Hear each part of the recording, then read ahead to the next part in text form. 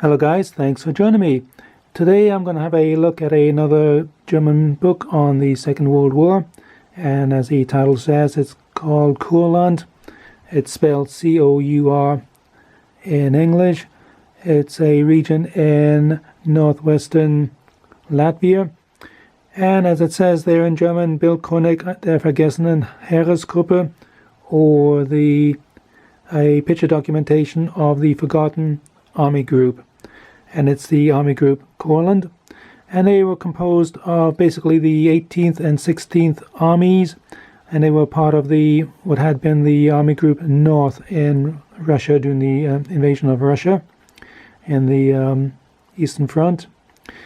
And basically from early October 1944 up until the beginning of May 1945, about 200,000 German troops were isolated in the Courland pocket. They were surrounded by the Soviets on the Baltic. They had the Soviet Navy on the Eastern Front, on the eastern portion of the Courland. You had the Soviet Army advancing down from through the Baltic states, and overhead you had the Soviet Air Force in command.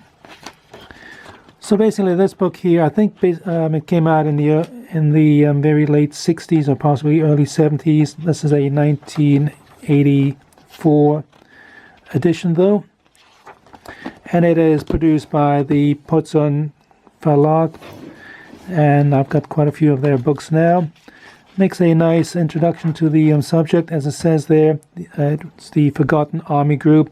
And back in the 70s and 80s, it was basically a forgotten army group. But I think nowadays there's more on the Courland pocket and the armies there available for people interested in history and the German Wehrmacht. Anyhow, there's a map here with Latvia and the region which is known as the Courland. There's some pictures here of the region. It was basically settled by German Templar Knights going way back to the 12th and 13th century, but it is, as I say, part of Latvia now. And you had the Soviet army here advancing. But anyhow, there's quite a lot of photographs here, as is usual in these books. And again, a lot of photographs that I haven't seen before, showing the actual soldiers trapped in the pocket. As I say, there were about over 200,000 German troops, comprising of the Wehrmacht mostly, but also German Navy, Air Force troops. There were a couple of Luftwaffe field divisions trapped there, and of course the SS, and they had several Latvian SS divisions. They also had a Dutch SS division fighting in the Courland. So again, you've got these maps here and photographs and all the information.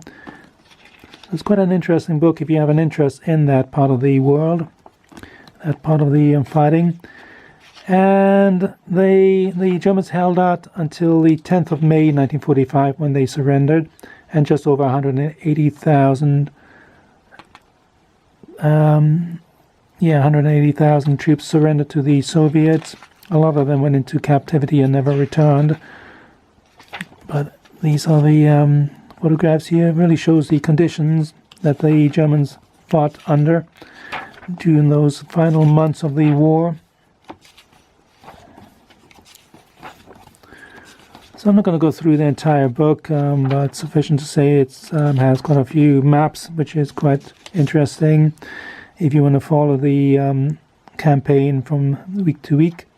And I like the photographs here. For example, you got a Feldwebel here, and what's interesting, you can see, I'm not sure you can see it on the 3D camera, but he has his infantry Sturmabzeichen, and it's been sewn into his tunic there, so you can see where it's been sewn into the tunic pocket, stop him losing it.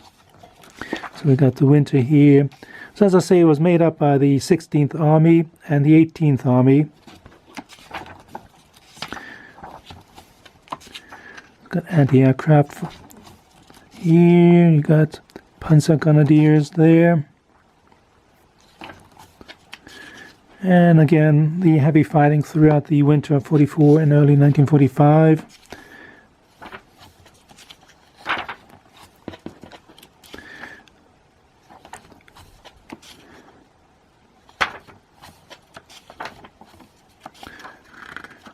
Dead Soviet soldiers, Soviet POWs. As I say, there were Air Force units trapped in there, giving support. You had Navy support. As I say, the Baltic was basically ruled by the Soviet Navy by that time. And you got the spring here of 1945. Got Feldphone forward observation posts here with their Feldphones. And again, very good photographs showing the equipment being used, the men fighting in the area, the background area. You got the terrain, the villages, the towns. Knocked out Soviet M4 Shermans.